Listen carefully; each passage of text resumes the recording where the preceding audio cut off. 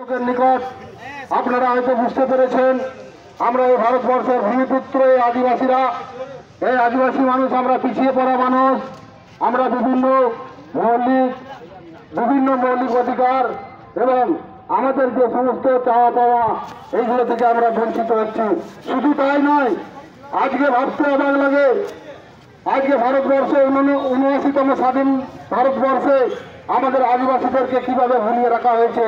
আপনারা বুকে হাত দিয়ে বলুন যে ভারতবর্ষের মাটিতে যারা প্রথম ভূমি বা বিদ্রোহ করেছিল এই আদিবাসী মানুষরাই, এই ভারত থেকে ইংরেজ যোদ্ধার জমিদারকে যে প্রচেষ্টা করেছিল এই আদিবাসী মানুষের বংশধর বাবা তিলকা মুর্মু, বিরসা মুন্ডা, সিধু কানু, চাঁদ ভৈরব ফুলে জানে তাদের বংশধর। আজকে আমাদেরও আজকে রাস্তায় নামতে হচ্ছে এই স্বাধীন ভারতবর্ষে।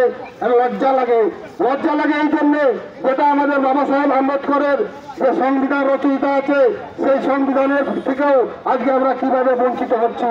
আপনারা আমাদের এই আদিবাসী সাঁওতাল মানুষদেরকে আপনারা ঘৃণা করেন, আপনারা এই আদিবাসী মানুষদেরকে আমাদেরকে ঘৃণা করেন, কিন্তু আপনাদের লজ্জা লাগা উচিত। আপনারা সেই এসটি সার্টিফিকেটটাকেও আপনারা জালিয়াতি করে এসটি কোটে আপনারা চাকরি নিয়ে বসে আছেন। লজ্জা লাগে না? আপনাদের লজ্জা লাগা উচিত। তাই আমরা আজকে এখানে মহকুমা শাসকের নিকট আমাদের যে সমস্ত দাবি দেওয়া আছে সেই নিয়ে আমরা এখানে তুলে ধরবো। তা বিশেষ করে আমাদের তো বেশি চাওয়া পাওয়া নয়, আমাদের যে মৌলিক অধিকার সেই মৌলিক অধিকারের বিরুদ্ধে আমাদের এই ভারত জাকাত মাঝি পারগানা মহল লড়ছে। তাই বন্ধুগণ, আমার পূর্ব বক্তারা বলে গেছেন, উনি বলেছেন যে আমাদের এই বীরভূম জেলাতে যে সমস্ত আদিবাসী মানুষ আছে এই আদিবাসী মানুষের উপর যে সমস্ত অত্যাচার চলছে তারই বিরুদ্ধে আজকে আমাদের এই প্রতিবাদটা গড়ে তুলেছেন।